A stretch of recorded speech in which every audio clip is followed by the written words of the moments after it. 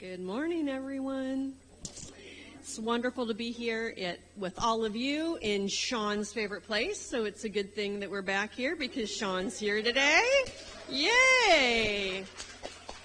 If we knew the only thing we needed to do was set up back here to get Sean to come, we would do it a long time ago. So great to have you back, Sean.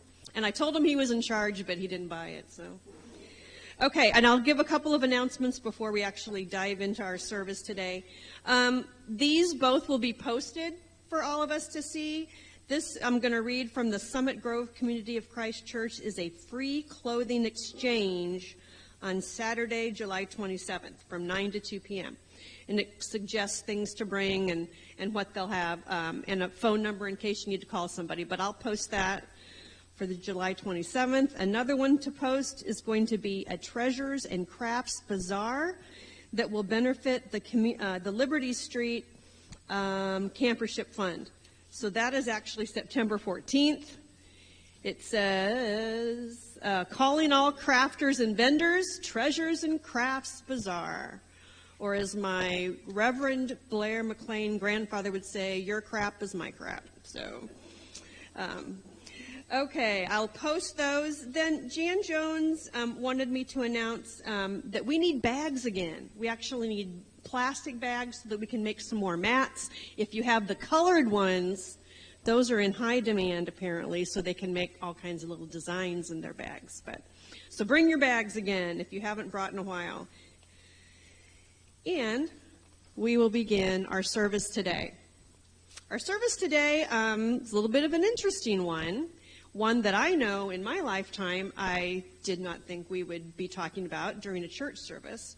But since we're all involved and we all need to be aware of the changing world that we live in, we're going to attempt to give some information about our safety team that has been assembled and already had a few meetings at our Village Heights congregation. Dan will go over that in more detail, but we thought maybe the theme Find Balance is a good one to try to get ourselves wrapped around this whole business of safety. And I know Jenny wanted to be here today.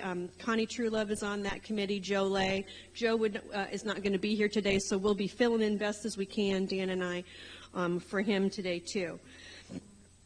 If you'll join me for the call to worship. This is from Doctrine and Covenants, one of the new ones, 165:1a. Community of Christ, a divine vision is set before you, presented over the years through various inspired phrases and symbols. It is expressed now through initiatives in harmony with Jesus Christ's mission. May we have our eyes open, our hearts ready to learn something new and accept the way things might have to change. And I do that as a representative of your pastors and in love for all of you.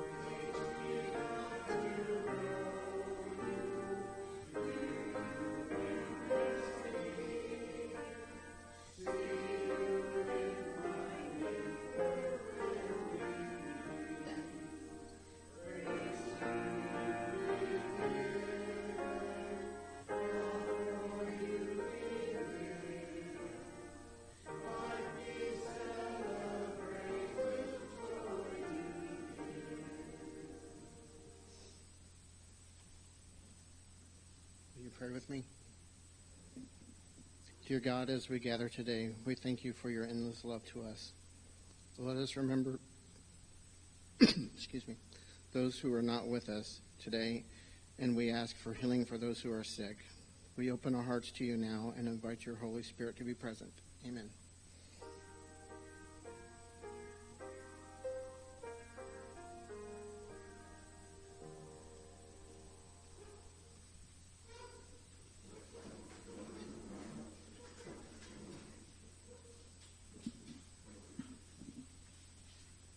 Lighting of the peace candle.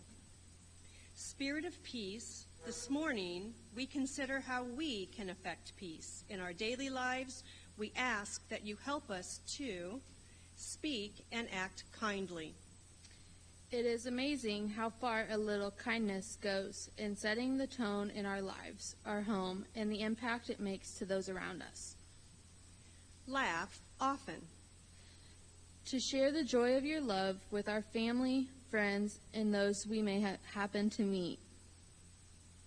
Give generously. To share our time, our talents, and our treasures. To give with a grateful heart brings joy to our souls and furthers your work in your kingdom. Love unconditionally. To share our love and your love with everyone we meet. We may be the key to making a difference in one person's life. Help us to not miss that opportunity. This is how we can affect peace in our small corner of the world. Let the efforts we make have a rippling effect in your world. Amen.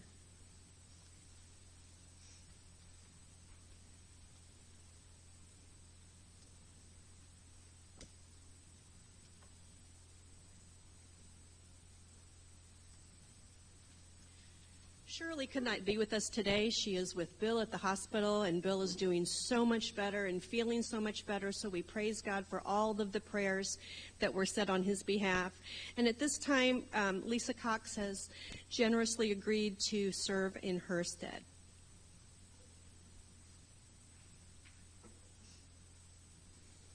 So today's thoughts about stewardship is principle number 6, which is spending responsibly. Responsible spending is a commitment to live a healthy, happy life together with God and others. The teachings of Jesus challenge us to make lifestyle choices that are often countercultural. More than giving, our response to God's generosity is not only about what we give. We're challenged and transformed by our belief that all that we have is, well, it's really God's, and we're simply stewards and managers over what we have. Our whole life response is about what we do with what we keep, and just about as much as what we give away. And I'm challenged by this thought because this weekend a friend of mine chose to host her garage sale at my house because she lives in the country. And she is very organizationally gifted. And I'm pretty organizational, but she is like a special talent. And so she came into our house, and as she's putting out all of her many, many carloads of garage sale stuff, she's like, oh, this would look really good in your bathroom. So she goes up and she drills a hole in the wall and she hangs it in our bathroom. And I'm like, dang, that really does look good in our bathroom. I'm like, kids, come, and then she puts up a new shower curtain. And then when my shower curtain sells at her garage sale, she asks me how much money I want for it. I'm like, that's her old shower curtain. Nothing. Give that to that person. She also came upstairs and got very excited and reorganized Morgan's room, helped her reorganize everything, and there wasn't anything that we bought. And she went down, oh, I think I have something in my garage sale. She went downstairs and got it and brought it up and set it on the counter. And she's like, Morgan's like, that looks good. She's really good. And then at the end of the garage sale, this one woman came towards the end. And yesterday was so very hot. And we were just sweating. And, I mean, we gave her like 4 Pottery Barn shelves. And we gave her all this stuff, Marvel Comics, to just decorate her little boy's room. And all these new toys and bath toys. And she was so excited. And her husband said, I think we have enough room in our van for all of that. And he says, I know, I'm just supposed to take it. So he loads it in the van, and she says, how much do I owe you for all of that? And my friend says, I think $10. And she says, I think maybe $20.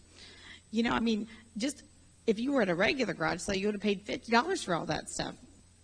And it just, the happiness that you find when you give away something that you think was yours, but it really blessed someone else. And that happiness is more than what you thought of the item to begin with. You know, we both were so happy to give all these things to her, and she was so happy to have it because they just moved into a new house, and they were a little cash poor, and it just felt good. She blessed our house by, I said, if we just have another garage sale, now your old house is really now our new house. And it was nice to have what you have and give it to someone else and have it improve their lives. And that's true whether it's something special that you own or whether it's the money that you earned. You know, God graces us with the abilities to do the jobs that we do. And we make money from those jobs. And that money is not really ours. It's really part of creation. It's all the things that God has made for us. And so offering that, or our skills maybe, or our talents to organize, or our junk that we think is not worthy, really blesses other people in so many ways. So as you share through your mission tithes, or if you give regular and in e-tithing or some other way, just please use the time to consider your commitment, what you have, the item of your mental thoughts of the junk that you have, the money that you have, the gifts and talents that you have that you may not be using, and just offer those up as part of your mission, even if it's just in a prayer. Will you bow with me? Dear Lord, thank you for all the things that you've blessed us with, our abilities, our talents, our gifts, the money that you have given to us, the opportunities that we have to donate and to give it back to you so that you can use it for whoever may need it. Thank you for all of these things. In Jesus' name I pray. Amen.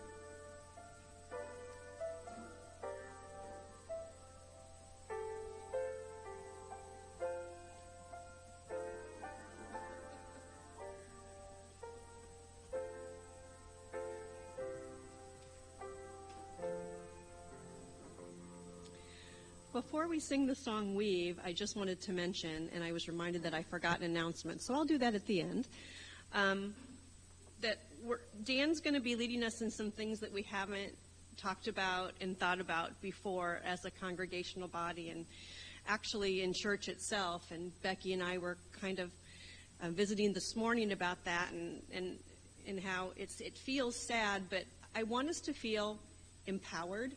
And I want us to feel like we are in control of the safety of those of us around, and not just our children, but in ourselves. And it made me think, if we're doing something different, Sean showed up on the perfect Sunday, didn't he? Chris showed up on the perfect Sunday, didn't she? Doing something different and hard that they didn't want to think about and they didn't want to talk about, just as we're going to be doing under Dan's leadership today, talking about something we didn't want to talk about and we didn't want to think about. So maybe that's here for a reason, and Chris and Sean are here for a reason. So as we sing together, Weave, really think about how we're intertwined in so many ways with each other by situations and things that we necessarily didn't want to happen, but is going to make us stronger because we're dealing with it.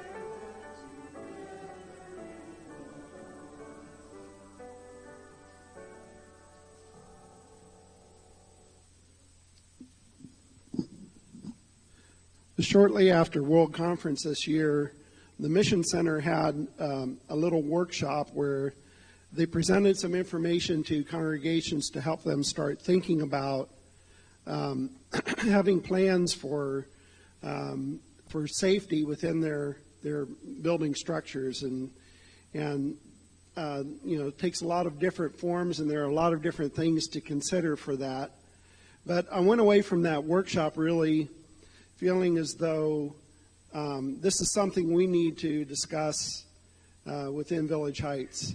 And Sharon approached me and asked if I would start to put together a team where we could meet and talk and put together plans and share with the congregation about what we would do in different scenarios to keep our people safe in the event that we have some sort of calamity or something happening at church. And so we've done that. We've met a couple times, and what I want to do today is present some information to you just on where we are as a safety committee. I'm going to turn off a couple lights here. Oh, thank you, Peggy. We're not done with our work. We've just started on it, but I felt like we needed to present some information to the congregation so you can think about it and you can provide us feedback before we get solid plans in place, because I'm always, looking to, make improvements and do things the right way. But I'll just get into the presentation. I'll talk a little bit more about that. So the purpose of our emergency plan is to create a document that really answers all the questions about what do we do when an emergency situation occurs, who are the players involved, and what do we do in case we have some sort of emergency that happens within the congregation. I've thought about this service and thought, well, we're going to present information, but how is what we're going to present worship?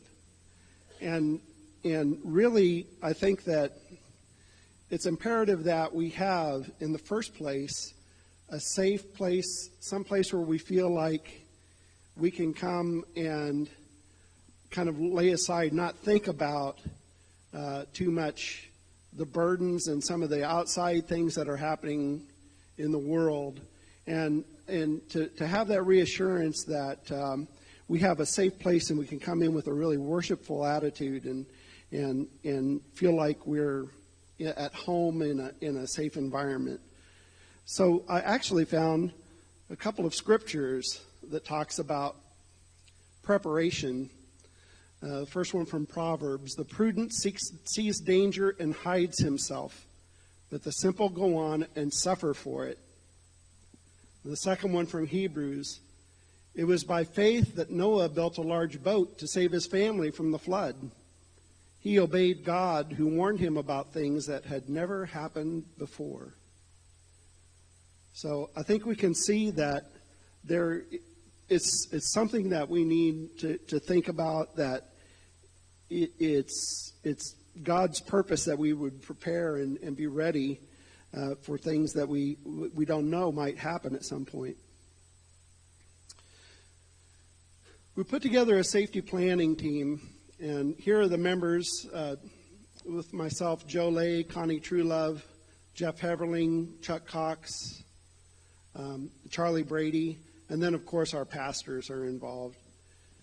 We've had 2 meetings so far, but made quite a bit of progress, I feel. We met on May 28th and again on June 6th, and then I was basically out of town for the whole month of June. But we discussed objectives and challenges and started to take some steps that we identified early on that we could do. We had identified those major safety plans that we would need to create. When you think about what you need to consider here where we live, we need to, of course, worry about, fire. Everybody worries about that. We need to worry about tornadoes and things of that nature, but really we don't have to make any preparation for tsunamis. We don't have to worry so much about earthquakes, although we do. It's always a possibility we could suffer an earthquake here. But, there are some plans that we would have to worry about here that they wouldn't have to worry about in other parts of the country. And so we identified those things that we felt like are most important for us to focus on. And then we started gathering different resources that are already available to help us create plans. There are lots of good resources on the internet. We also, with Connie's involvement with the Fort Osage School District, she was able to get a hold of their emergency plans, which we've taken a look at, and will model some of the things that we're going to do off of their plans as well. The objectives of the team, really what we want to do is just provide a safe and welcoming place here for worship and fellowship. As part of that, we felt like these are the areas that we need to focus on. evacuation of the building in case of a fire, of course, or other emergency where we would need to leave in an orderly way. Shelter in place in case of a tornado. Think about that we would have to take shelter for a weather emergency of that sort. A medical emergency, which is something that's happened here before, but we need to put more planning and thought into what we would do in those circumstances. An area that is new, or a lot of people are thinking about and making plans for, and that is, how do we respond to an intruder, especially somebody that has violent intentions? And what do we do to respond to ensure that we're all safe? And then the last major area that we would want to focus on is a long-term shelter-in-place scenario where perhaps our building, we're going to need to have people staying overnight in our building, or we may just need to shelter for a longer term than just coming in on Sunday morning and then leaving at the end of the service. And then our other objective here is to create these plans and then communicate them to all of you, and then also to the other groups, other people who use our building on a regular basis. I'll talk a little bit more about that. These are some of the challenges that we looked at, that we said that we were facing early on. Generally, we lacked any sort of plans, having any sort of emergency plan. If something happened today, I suppose it'd be mass chaos because we don't really know, what we would do. Well, it's a little bit easier because we're all here in pretty tight quarters. We want to. We also figured out that we're not doing any securing or monitoring of any of our doors during services to know who's coming in and out. And because of that intruder response scenario, this is something that we need to face going forward. We lack a complete first aid kit to have available in a medical emergency. We lack nursery check-in, check-out, and safety procedures in general. We've done some things there with regard to assigning people to watch over the nursery, but it's not formalized in some way where we have people check in or check out their children or any of that sort of thing. We also faced a challenge where we felt like we needed to provide numbers for Community Services League and other agencies that can provide help for persons who might come to our door at some point, whether it's during a service or any time during the week. And we also lacked anybody monitoring what's happening with the weather, especially while we're here during services, so that if a situation came up, we would all know about it. And then the last challenge is that we need to do some practice plans, practice our plans, have some drills so that we all go through the motions and kind of understand and everything about what we need to do, where we need to go during an emergency. So here's what we've done so far. Immediately after that first meeting, we started locking all the doors of the building during services. And we also have somebody appointed to them watch to see if somebody's coming to the door and needs to come in. I know this is kind of contrary to what I would ever have considered as far as having an open building and letting people feel like they can come and go and everything. But it's something that in the current environment is necessary, that we monitor who's coming in and out of the building. So that's something we started doing that first Sunday after our first meeting. If you haven't noticed yet, we have new signs to go along with that on the outsides of our doors that instruct people to come to this north door facing the parking lot, and we'll be monitoring that and allow people in as necessary. We've also, if you haven't noticed, there's a sign on this door. There's another one next to the front door that has a listing of resources for people who need assistance, including Community Services League and other things. I'm not sure what all is on that. So a lot of things, because a lot of times that's what people are coming for. They're looking to see, well, how can the church help them out? And we want to be able to, have that there for them to see. We have an AED device. It's right over there on the wall, if you haven't seen it before. So if somebody has a cardiac emergency, we have that available for us. We have new smoke detectors that have been put up in the church, which you may not see, but they're here and they've been put up. We have improved our first aid kit, so we have improved supplies. Joe took care of all that for us, so that was a good thing. We've improved our exterior lighting, and you'd have to ask Steve whether that's still a work in progress, but I know we've done some work to improve our exterior lighting, which is a safety thing for the building in general, that we have good lighting on the outside. That's complete. Okay, great. And then we've also created some draft emergency plans. They're not finalized, and so, but we have put some thought into what needs to go into those plans. So here's an example of the types of things that we would put into a plan, for example, in case of a fire. And I don't expect you to read this and memorize it or anything. I just want you to see that there are multiple steps involved. It starts with evacuating the building and calling 911. That's the first thing. But there are other steps involved here to just to make sure that the building is emptied out and to coordinate with emergency personnel that might be coming. There are other little subtle things that we've talked about in the committee that we have to consider. One thing is that we have these smoke alarms, but they're the only audible alarm currently in the building. We don't have a centralized PA system or anything like that.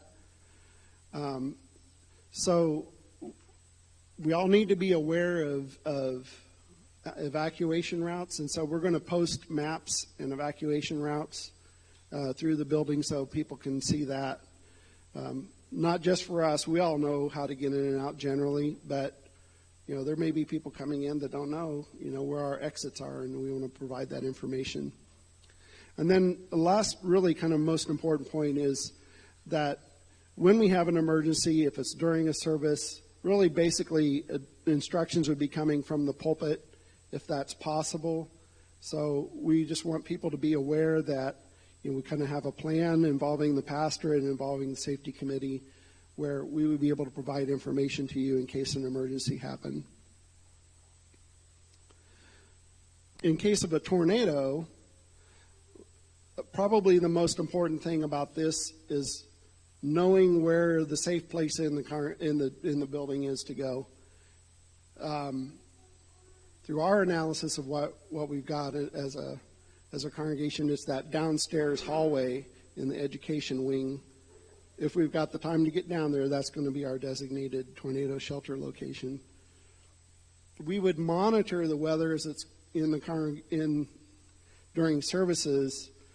I know I'm on my phone, no matter where I'm at, if an emergency happens, it beeps and alarms go off like crazy.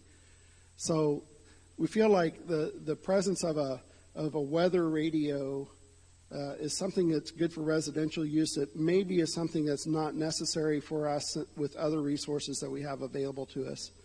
But we haven't flushed out exactly the monitoring for that, but I think if an emergency happened, we would be pretty well aware of that. But we will, take some proactive steps to kind of monitor what's going on if severe weather is threatening so that we know when it's imminent and we need to take some action. And so, same thing, we have no audible alarm system, but be aware of where to go and that we would provide instructions from the pulpit when it becomes necessary. So, in case of a medical emergency, we would also have a plan in our emergency plans for that. Right away, we want to get a hold of emergency personnel if it's necessary by contacting 911 and getting somebody on the way to come and help. We would expect people to notify a member of the pastorate or the safety committee, and then do some evaluation and assessment of the injury, and not administer first aid if you're not trained to do it. So we don't want to move the victim or any of that, but really enable people who are trained to do it to be able to care for somebody who's been injured. So I'll have a little bit more about that I'll talk about in a little bit. And then finally, there's intruder response. This is really something that is mostly about awareness and how we respond when and if something happens. There are three options that are the professional community that is really well versed in planning for these sorts of things in churches recommend. And it's these three things: lock out, get out, or take out. Now, you may have heard in professional circles, I know at my office they have something called run, hide, fight. So first of all, if a violent intruder comes in, you need to try and just get out of harm's way. If you can evacuate the building and get as far away from that kind of situation, that's your first priority to do. And then hide if you can't run and get out. Do your best job of hiding or finding a place where you can take shelter inside and maybe barricade doors and that sort of thing. And then as a last ditch effort, you fight, which we all hope it never comes to that. This approach, though, is a little bit different in that it's proactive. They're talking about locking out, that you take proactive steps to keep a harmful intruder out of the building in the first place. If it does happen, though, that they get inside, of course, you should try to get out. And then as a last-ditch effort, you should try to take out the person. They present these three things not in a linear order like run, hide, fight, but any of these options might make sense at in the situation as appropriate. So you just need to kind of keep those things in mind. There's much more information that we will need to provide as far as intruder response, and we're just starting to think about that and put some of those plans together. So just be aware that we're going to have that, and in general, be aware of our environment, about who's here.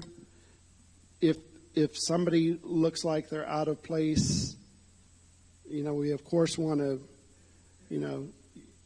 approach them cautiously, but just generally raise your awareness of what's going on, and if you see something that doesn't look right, let somebody know from the pastorate or the safety team. So really, a lot of what we would need to do, no matter what the emergency is going to involve two major things. It's going to be either getting out of the building or taking shelter somewhere within the building. So those two, having the plans for those two things and kind of practicing what we would do for either of those scenarios might fit for a whole bunch of different types of emergencies. So those are two areas that we're not going to do it today. We thought we would, but we were first of all concerned about the weather when it was super hot, although it's cooled down a little bit, about doing a fire drill where we all go outside. So I don't think that we'll run through those and practice those today. But part of doing we will at some point do those practice drills, and there are a lot of things that will flush out in the process of doing those sorts of things. one of the things we have to consider is all the people who are going to need assistance when we have to do any sort of evacuation or shelter in place. So that's going to be part of that we have to think about. Also kind of keeping tabs on our kids who might be running around or in different places, or in general that we might have activities going on in more than one place in the building, and we need to take care of that. So look for us to, at some point in the future, probably during a Sunday school class hour, doing some practice drills with regard to both evacuation and then also shelter in place inside the building.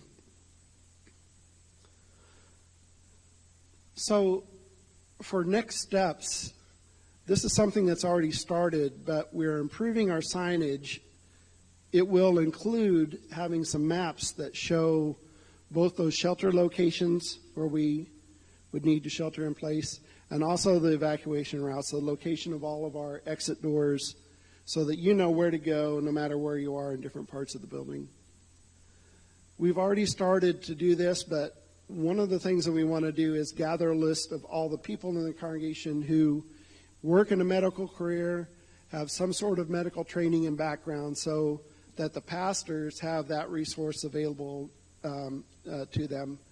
So we would look, if you have that sort of background and somebody hasn't already talked to you about this, please talk to Sharon or one of the members of the pastorate, and we want to know about that. We will be working on finalizing those emergency plans and publishing them in a booklet format. I envision something similar to our new directory, which is beautiful. We want to create a simple little booklet of some sort that everybody can have. They can take it home and read it, but you'll have what those emergency plans are. We'll provide copies to everyone in the congregation, but we'll also communicate all those plans to the other groups who use this building. So that would include like the scouts who are here. We want those scout leaders to know, perhaps they want to do their own drills during some of their scout activities when they're here. We also have Civil War Roundtable of Western Missouri, which meets here monthly. And so we want to provide that information to groups like that are using our building. That's pretty much all I have to present to you today. I would invite you, if you have questions, Sharon and I will work on trying to address them for you. But questions, and if you have suggestions, you can give them to us afterwards or anything like that. So if anybody has anything that they want to ask, if anybody has any questions, that'd be great.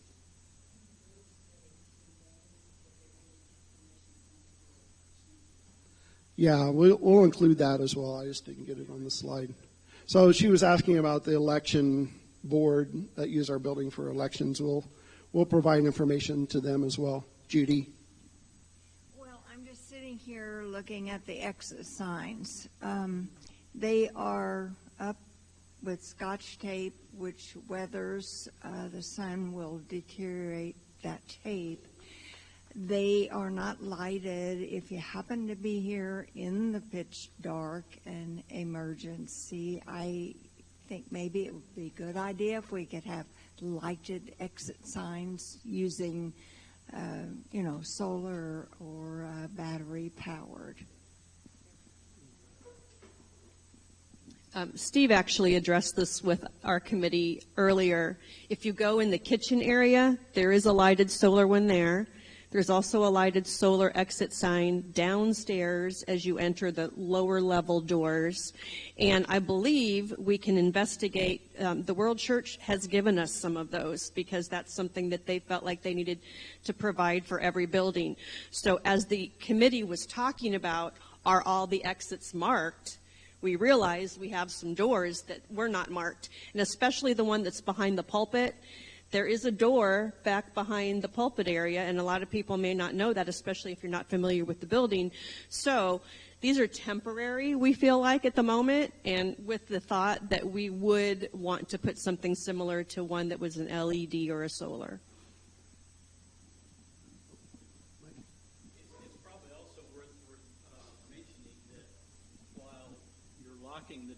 while we're locking the doors to prevent people from coming in, all the doors remain operable if we need to exit the building in a hurry. All these doors have panic devices on, and so we can get out whether they're locked or not.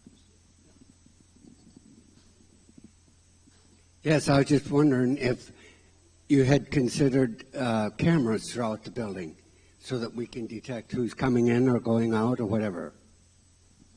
Yeah, we talked about that a little bit. Anything like that is a lot of expense, and also having somebody to actually man that and do it. And so that's something that we're considering. We haven't made any decisions or plans about that yet. I wonder if we should consider, like they do at AMC Theater, before the beginning of a show, they tell where people to exit, or in case of a troublesome person.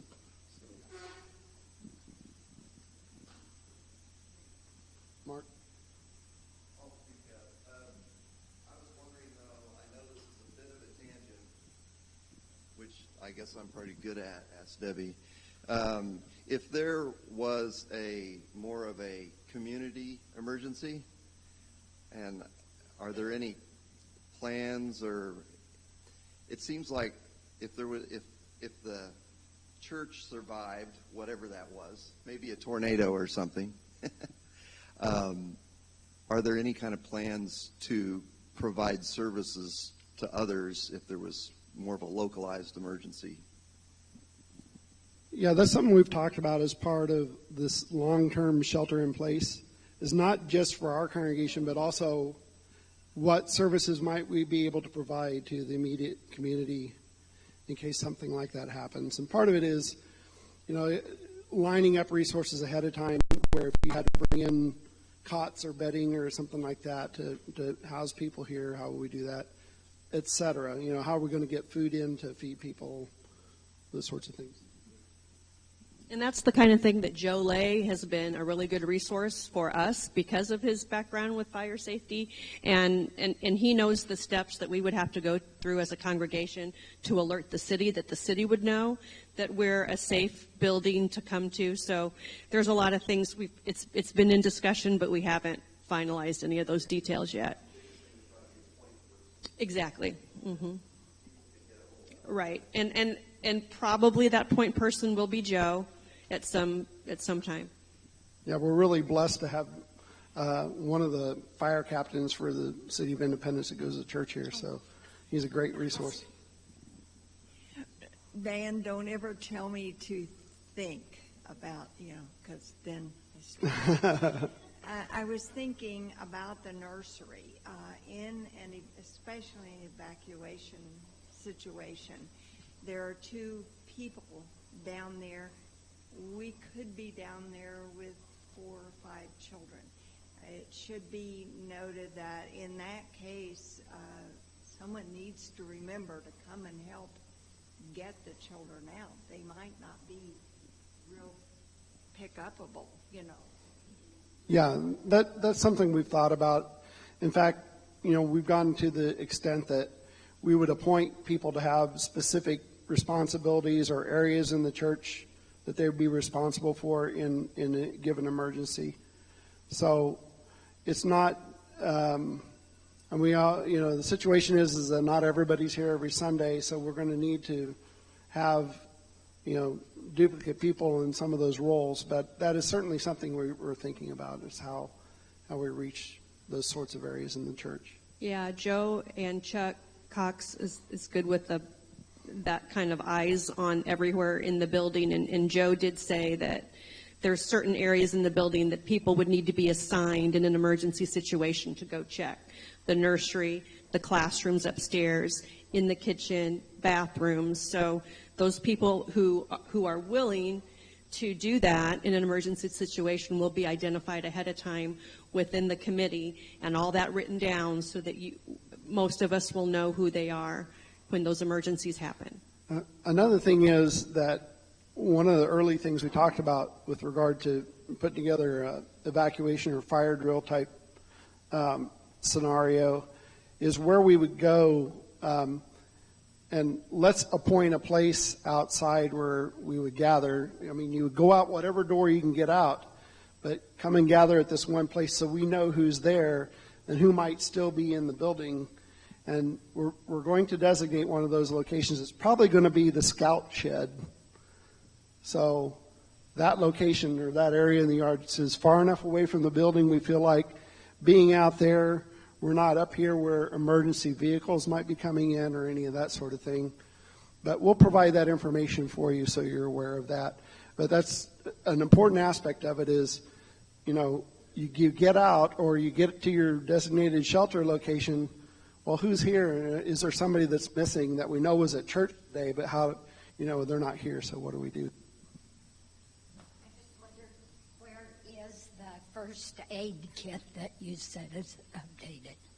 In the kitchen? There is one. There's two. Okay. There's one in the kitchen, and I believe there's one in the deacon's room, right, Peggy?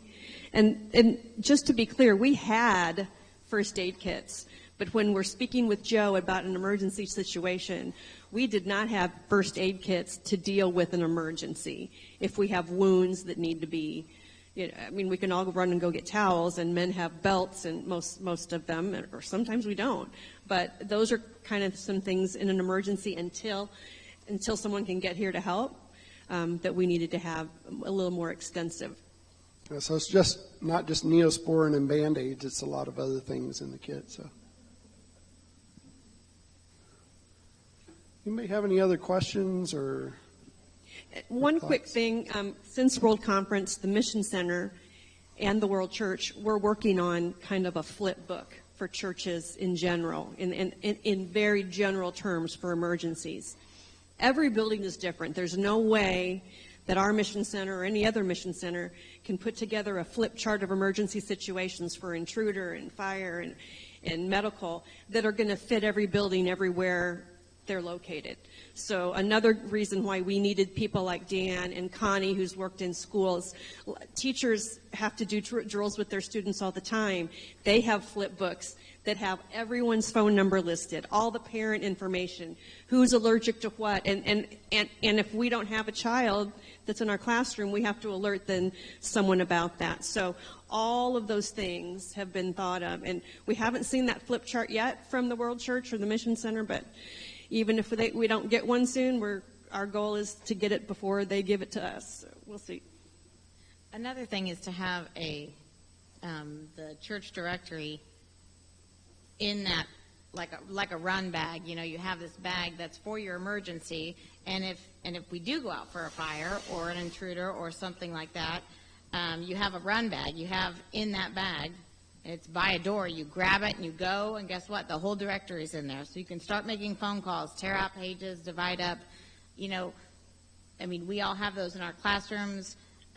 You know, a bag, or I mean, in my ID that hangs around my neck is a laminated list of all my student names and their parents' phone numbers. So I can just start making phone calls in an emergency, whether that's on a field trip or, you know, just in a fire or something, just to find everyone. But just to have our book in a place like at major exits, you know, here's our run bag. This is what we take when we go out the door. Yep. Do you know if all this glass is safety glass tempered? Didn't we talk about that, Steve, that this glass that's new is tempered? Any glass that is around the door, top, or has to be tempered by code. So the new glass in this area we know is tempered. That the sanctuary glass, no, it would not be.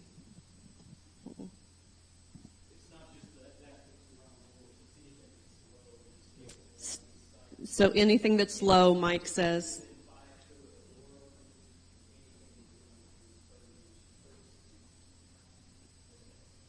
Okay.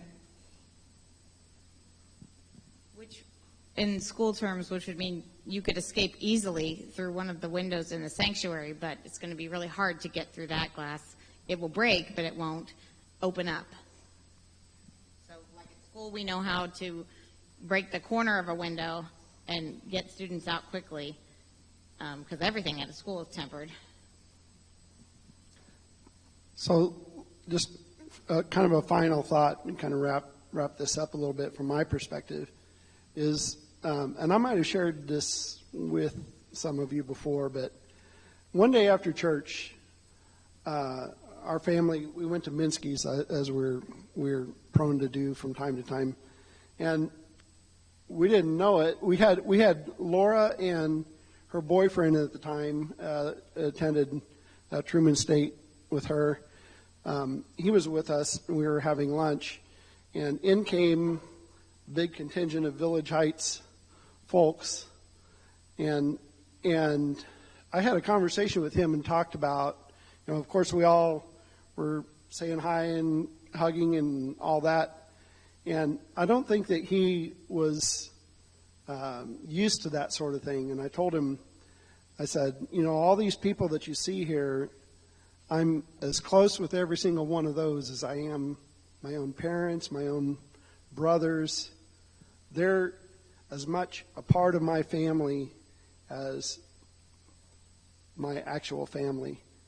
So that's the way that I feel about all of you. And to prepare and do these things is an exercise in love and concern for all of you, and that we might all have a place where we can come together and continue this this love and this fellowship and worship that we have here. So, thank you.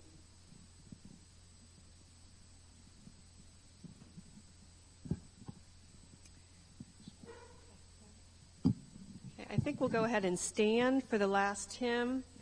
We have the benediction together today. That was purposeful. So if you will stand and join in the last hymn, Send Forth by God's Blessing.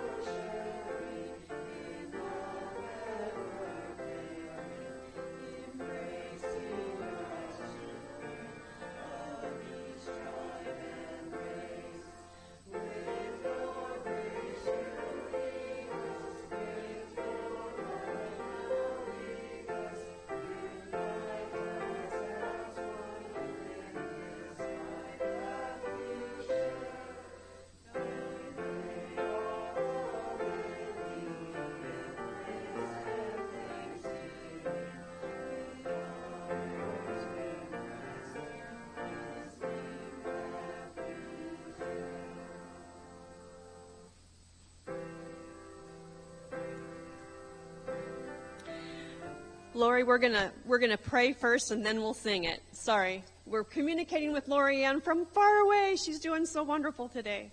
Okay, can you all join me in the prayer and then we will sing it after. God, where will your Spirit lead today? Help me be fully awake and ready to respond. Grant me courage to risk something new and become a blessing of your love and peace. Amen.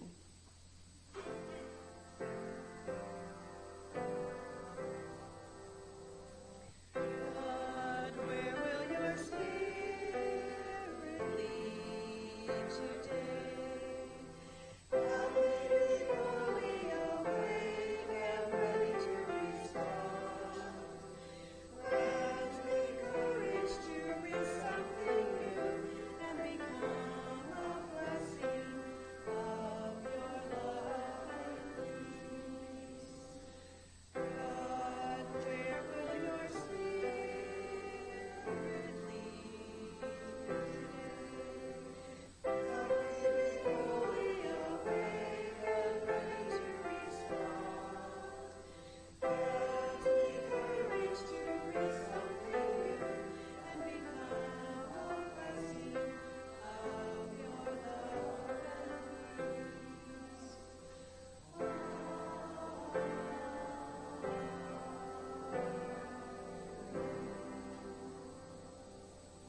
the announcement I forgot is an important one.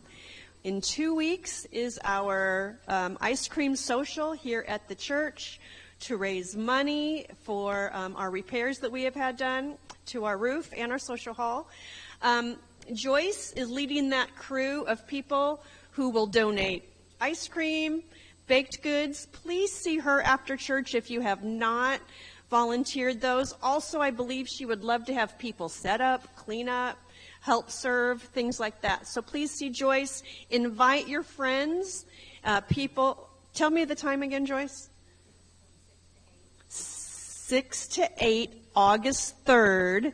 And we do have it posted in the the foyer area on the bulletin board. And then there's also entertainment. There's going to be what are they called? The Grumpy Old Men. You do not want to miss their music, for sure. Also, there have been, also other flyers have been distributed to other congregations in the Mission Center. And it's in the bulletin as well, announcements. Yep. Okay, invite everybody, everyone you know.